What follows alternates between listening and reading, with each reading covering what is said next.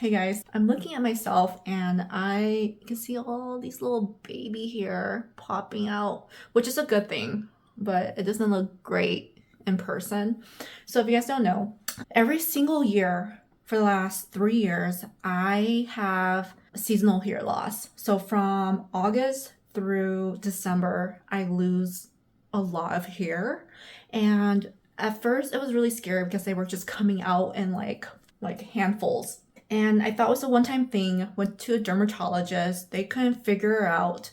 So they just told me to try Rogaine. So I did Rogaine for a while, and then it happened the second year around the same time. And then finally, this past year, it happened again. And because it happened twice already, I started to do more research and I started to really figure out like what's going on with my hair.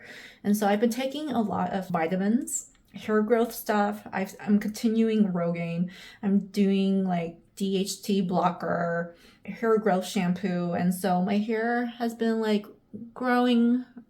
And I also do red light therapy. I have like a hat that I bought. And so I do all those things and my hair has been growing and I'm really happy because at first it really freaked me out. I love my hair and I actually had to cut my hair because it was just so thin. Like there was no point in trying to hold on to the length when it was just so sparse and thin. And so now I'm in this process of redoing like my hair process and figuring out how to grow healthy hair, long, thick, healthy hair, and then maintain it. Those are the two things: grow it and then maintain it. And so it's been a process. I'm learning a lot. Thank you to Instagram. I've been finding a lot of creators who've had the same issue and who've been able to provide some information to be able to go through this journey without like freaking out. But yeah, that's kind of something I'm going through right now, my whole hair issue.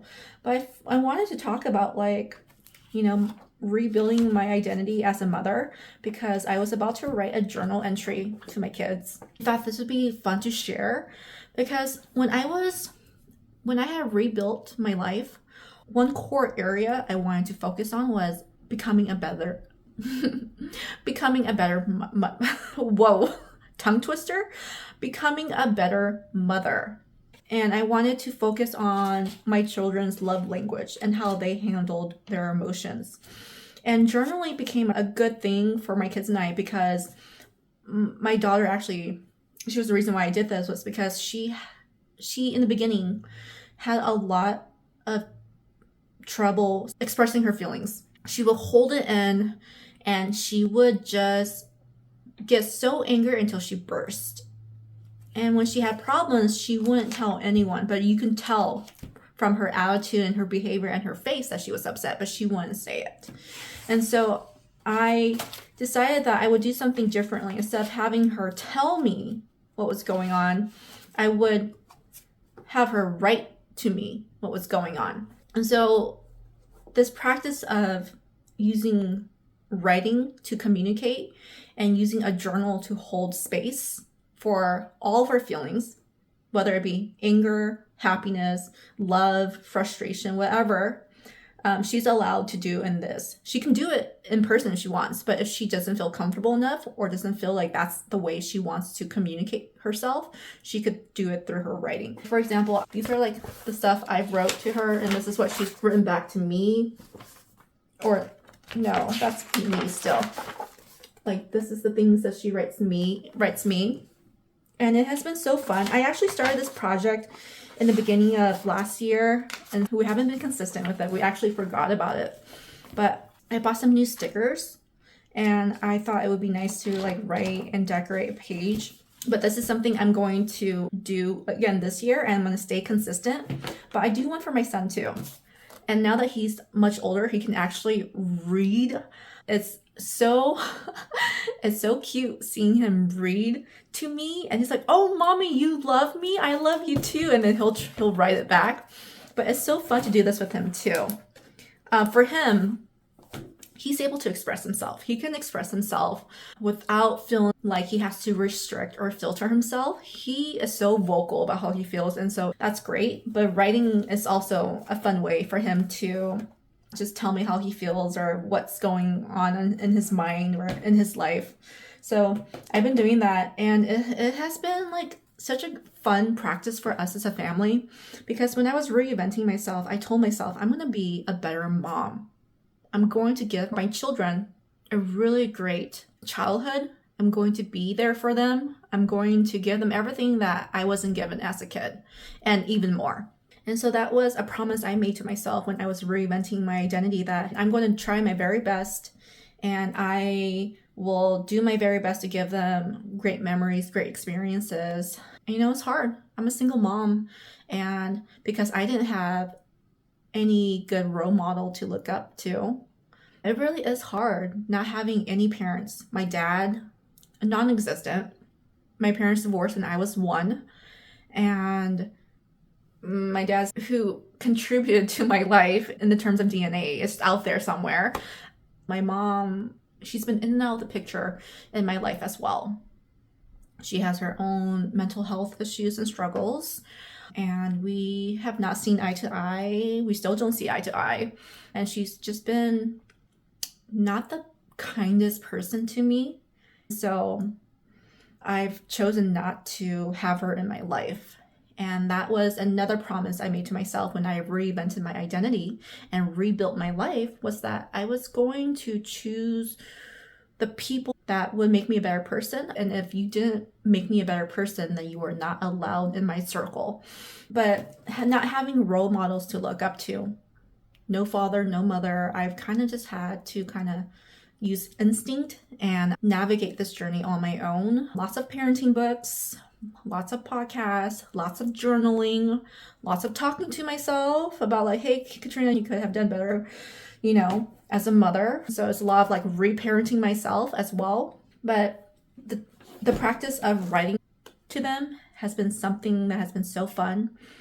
And it's something that I'm going to continue doing this year. We're going to write a lot more with my son because he can read now and he can write better. I'm going to do longer journal entries. And then to my daughter, I'm just going to continue doing what we're doing because it seems to be very helpful. And that's one thing I want for my kids, is I want them to know that they can say anything they want to say and be able to express all their feelings without being judged or feeling scared, that they have a support system with me, and they can come to me and say and tell me anything that bothers them, because I wish I had that growing up and I didn't, and now I want to be able to do that for them. Also, I just think that our goal or our job as parents is we should want to better our kids and give them a better life. So writing in these journals have been something that I've been doing, and I really appreciate this practice, and I appreciate that my kids are doing it. The fact that they actually enjoy doing it too. And I think it's because, you have to make it fun. So when I do these things, I try to make it fun by really cute stickers, by scented pens, let them draw over the pages, and let them express themselves through their creativity. They've been doing it consistently as well. I'll write one page, they'll write another. It goes back and forth, and it's also it feels like a present to them, because they're like, oh, I got something new. I'm going to read it. It's so exciting for them. And it's actually really exciting for me too, especially when I remember one night my daughter decided that she wanted to stay up, and it's like, oh yeah, cool, go for it.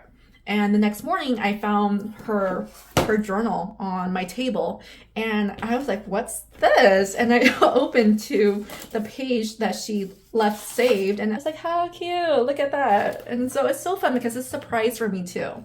So not only is it fun for my kids and a surprise for them, it's fun for me, and it's a surprise for me as well. And honestly, just it feels like there's just so much love going through all of this, so much love being expressed through the writing and through the stickers. And when I'm doing this, it makes me feel very grateful, because I have 2 wonderful kids I love so much.